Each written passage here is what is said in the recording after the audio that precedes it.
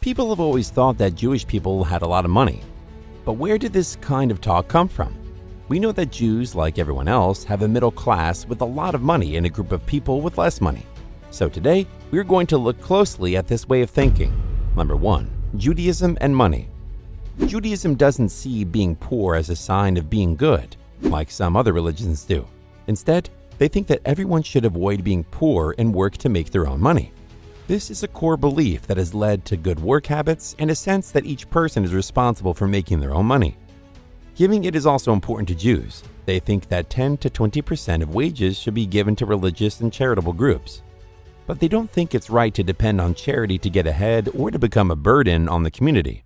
When you grow up with this kind of attitude, it's easy to see success as the only choice. Number 2. Jews in Europe couldn't own land.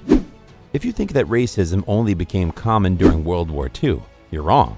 Jews have had a hard past, and they haven't been able to own land in Europe since at least the Middle Ages. But if you want to do something, you will find a way. So Jewish people found other ways to make money besides owning land. One of these ways was to become merchants and traders, jobs in which they still have a big presence in most countries even today. This gave Jewish communities a safety net because they were safe wherever their skills were needed. Number 3. Religious opportunity was taken. Christians in the Middle Ages thought it was wrong to charge interest. This made it impossible for them to work in finance. So the jobs in that field were open to Jews who did not see lending as a business. In the same way, Jews became well known in business that lent money. The fact that Jewish people were early winners in this rich business led to many of the negative ideas about Jews that we still hear today. Number 4. First banks. It didn't take long to go from lending money to starting the first banks in Europe. They could handle transactions, transfers, and other day-to-day financial services for the Jewish community. They could also continue to give money and charge interest. With their strong training in finance, they were able to provide a service that was very needed on a continent that was still growing. This helped to fuel more growth. But not everything was perfect. This success also made people jealous, which led to a lot of anti-Semitism over the years. Number 5. The religious group with the most educated people. In 2016, a group from the Pew Center said that Jews were the most educated religious group in the world. On average, a Jewish person goes to school for 13.4 years. Jewish people have 61% of all college degrees. The big difference between the first and second most educated faiths is even more surprising. Christians are the second most educated group, but they only spend an average of 9.3 years in school, while Jews spend an average of 13.4 years in school. More skills lead to a higher starting salary, which helps Jews' finances right away after they graduate from college. Number 6. They look out for each other. Maybe it's because they've always been on the outside, or maybe it's just how they are, but Jews are very proud of the way they share their wealth to help their community.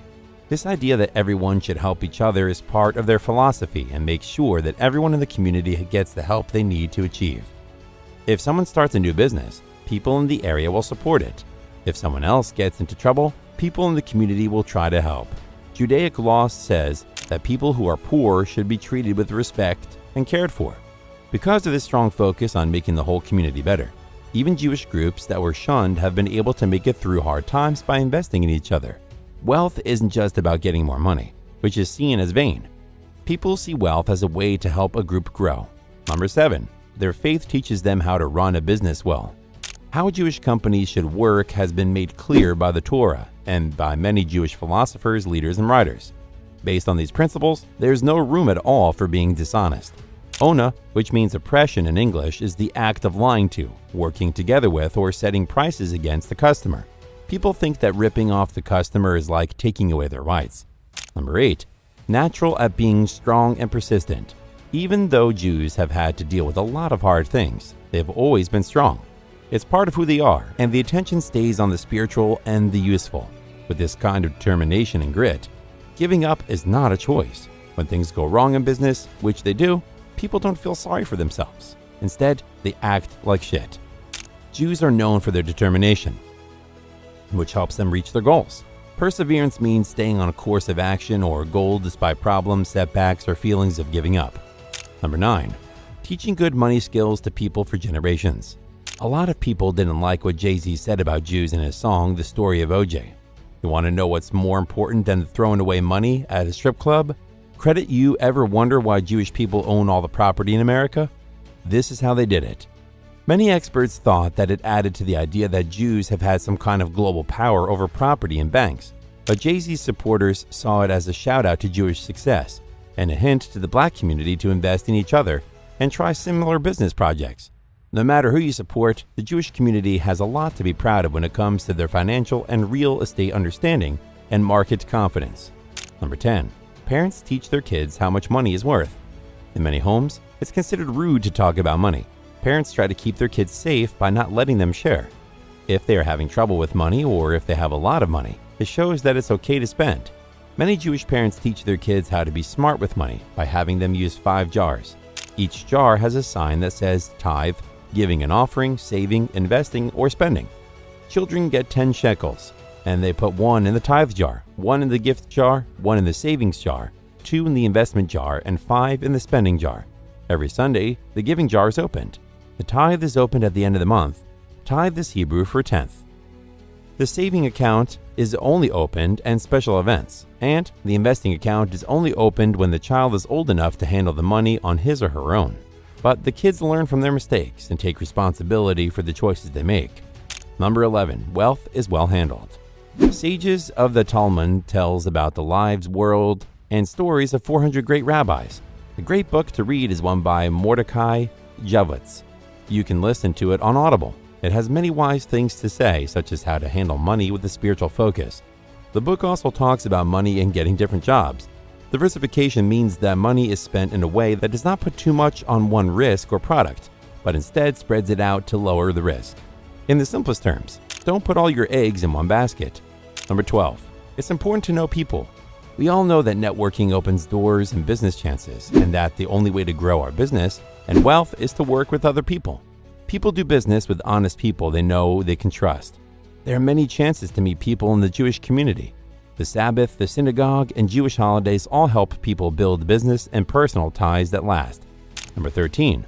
Use the past to plan the future. We've all heard the saying, history repeats itself. The Jewish people know that the things that are happening now are not new. By looking at a similar business and financial situations that happened in the past, it's easier to make better choices for the future. Patterns keep coming back. You can get rich by learning these patterns or trends, knowing how the market works, and getting a handle on money from all over the world. You're going to change that now. You will learn how to tell your money what to do and how much to work for you. Number 14. Tips from one of the richest people in the world. Zuckerberg grew up in a Jewish family that stopped being Jewish. He had a bar mitzvah with his Star Wars theme. In 2004, when he made Facebook, he was only 19. Zuckerberg says that becoming a father has made him more religious, and he often gives great business tips to people who are just starting out. He says that some people think about being successful, while others get up and work hard to make it happen. Number 15. The straight facts. There are a lot of wealthy Jewish people, and there are also a lot of poor Jewish people. The same is true of everyone else, whether they are Jewish or not. The Torah does teach beautiful lessons about how to be successful in life, which we all can learn from. Self-learning, education, and a desire to learn will put you on the right path to becoming financially safe. Rebbitzin Dana Weinberg, who is an Orthodox Jewish Rebbitzin and the founder of the head of the AOD College of Jewish Studies for Women in Jerusalem, gives advice that we all can use. She says that there are no problems, only chances to grow. Here's a bonus for staying with us until the end. The way Jews and money have been pictured for a long time has a lot to do with the past. Some people think that behind the scenes, there are hidden Jewish groups that run the world and control all the money, and it's up to us to stop adding to these stereotypes. We need to talk freely about how we are different, what privileges we have, and what history has taught us. We need to learn more about the Jewish people's journey and take into account. Remember to click subscribe to get daily videos that will make you think, and give us a thumbs up if you liked this one.